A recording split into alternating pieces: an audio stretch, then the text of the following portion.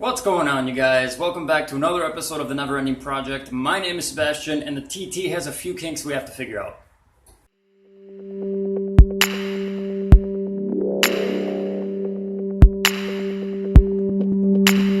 So I've been daily driving the TT. First issue is that I believe I'm experiencing some spark blowout, which would be an easy fix. I'm going to pull these spark plugs out, and I'm going to I actually have a backup set, brand new in a box. I'm going to pull those out, and I'm going to compare them. To be completely fair, I did run these spark plugs on our crappy fuel, so if there was any moisture buildup or anything like that, I'm expecting these to be pretty fouled. We'll find out when we take them out. Either way, I'm going to check the gap on them, see what they're at. I'm going to try to run a smaller gap. I believe as of, it's been 2 years, so I think I gapped them at 26 thousandths. Like I said, we'll find out when I pull them out. I'm going to let the engine cool a little bit because I literally just got back from work.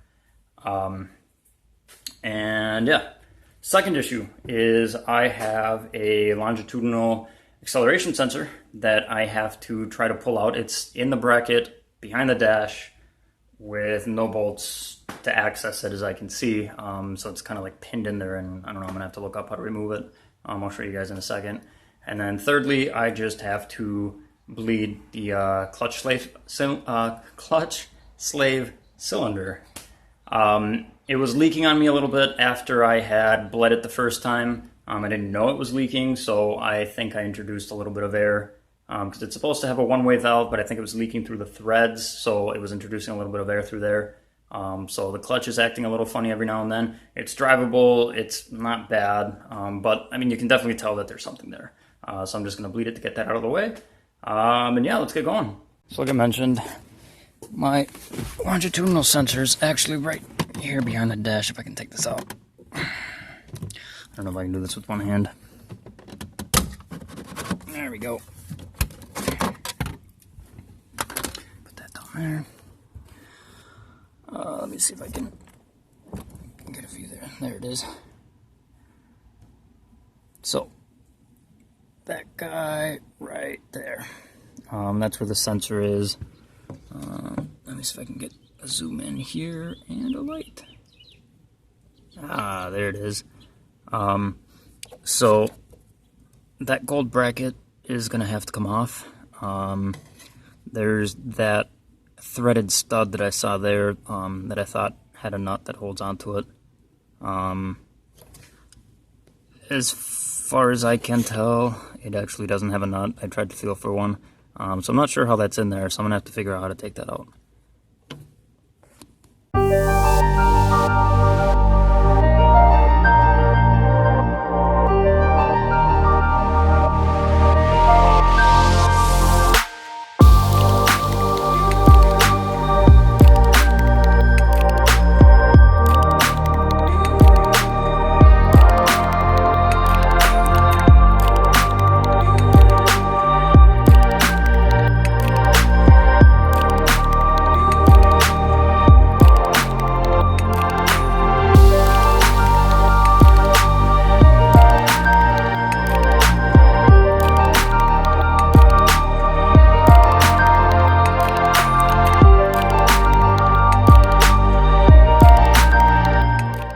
Alright, so this is taking far longer than it should, so I think I'm just going to hook that back up, put it all back together, and worry about it some other time.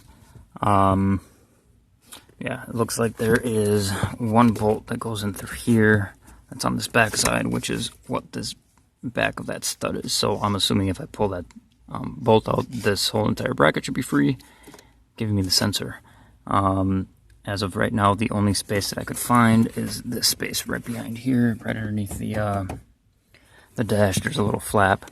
It's not enough space between the side of the frame and then, I guess, the Allen bolt on there for me to pop it out. So we'll just move on to the spark plugs, since that's a little more important. And engine should be cool enough now. Alright, so moving on. Engine should be cool enough to pull these spark plugs out. Now, the only reason I am skipping it is because these are the things I need to fix. And like I said, well, actually, first things first, redid my board, and as you can see, I wrote it because it looks really crappy. Anyway, I literally have a day and a half, actually just really a day before I end up needing to head up for proving grounds. So I need a drivable car, so I want to make sure that the ignition is at the very least working.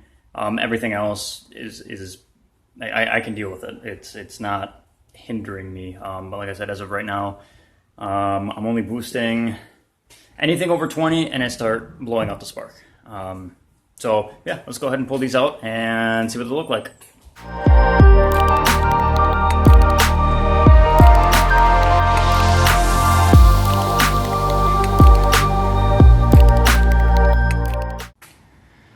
So the plugs themselves don't look too bad.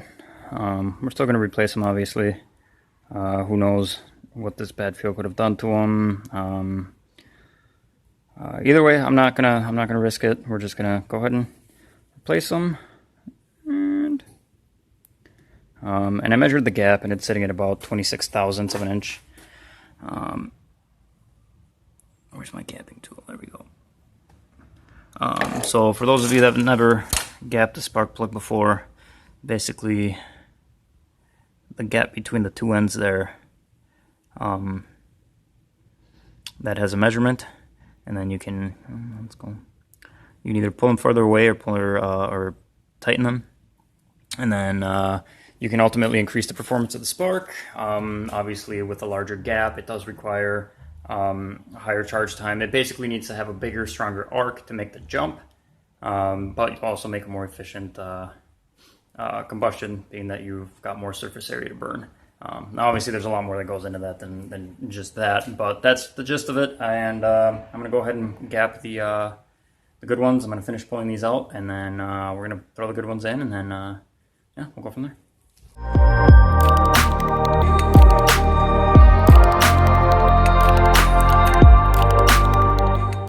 Alright, so here we have a brand new spark plug that I'll be using.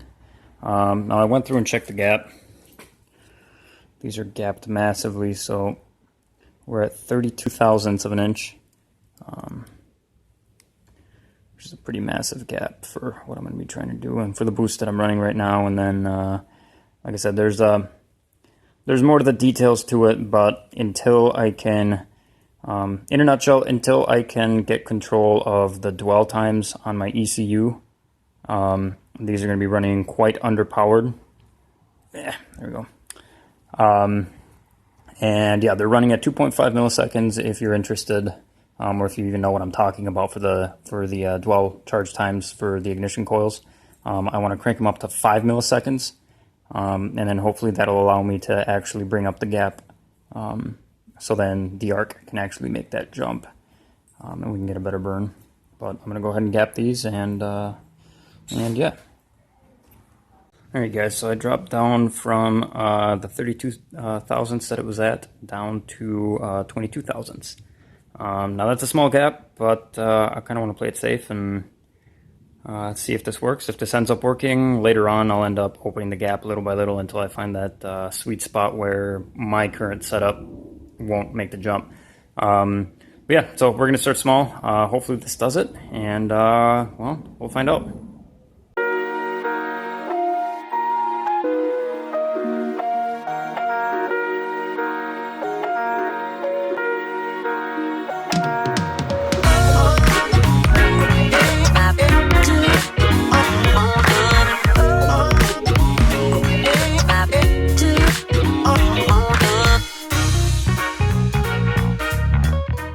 So let's go ahead and cross that off the list.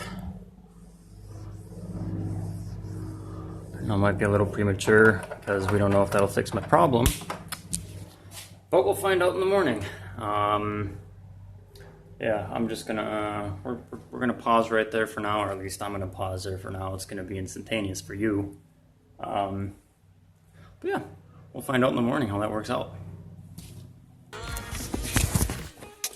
Alright, so I didn't get my GoPro mount all situated and figured out, so unfortunately that's going to be the view for now. It's a nice cool morning. So we'll see if we can find some straight roads on my way to work and see if if I can do maybe a pull or two.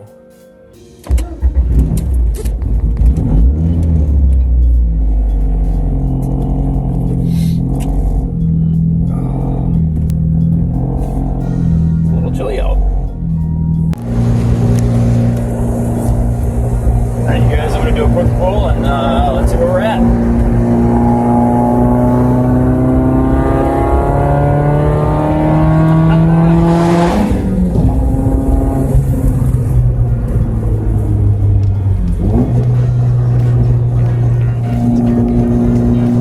Not breaking up anymore.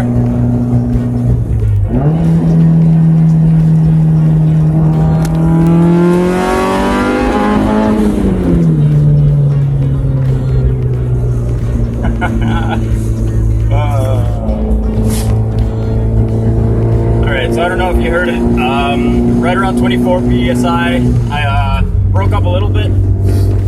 Worst case scenario, I'll just close the gap just a little bit more, just so that I can run it really hard at my autocross event. But that makes me really happy. Let's see if we can do another quick one.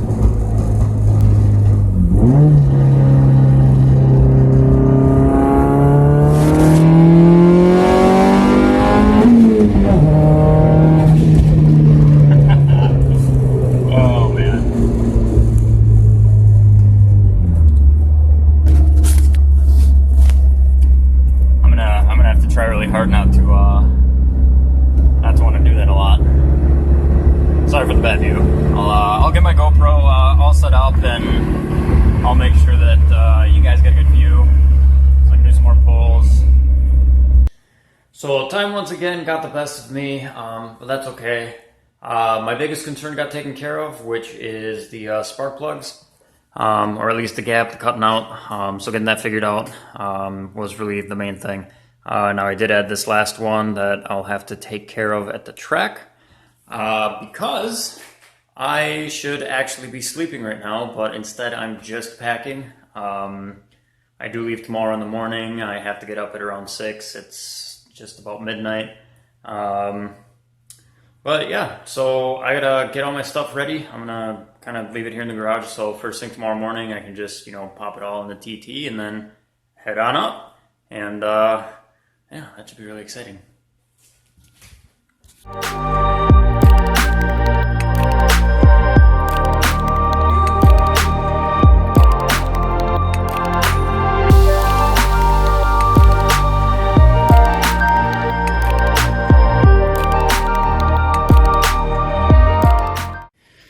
Alright, so I think that's everything that I need to take. The rest of the stuff is already in the TT, all my fluids, my little toolbox. I've got my torque wrench and my breaker bar in there. And then I believe the rest, like food-wise and everything, my fiance's going to take up. So I think we're good to go for tomorrow. I've got my GoPros charging, cameras charging. I made a list because I'm probably going to forget a bunch of stuff. So hopefully I don't. Hopefully I don't forget the list. But yeah, so I should probably go to bed.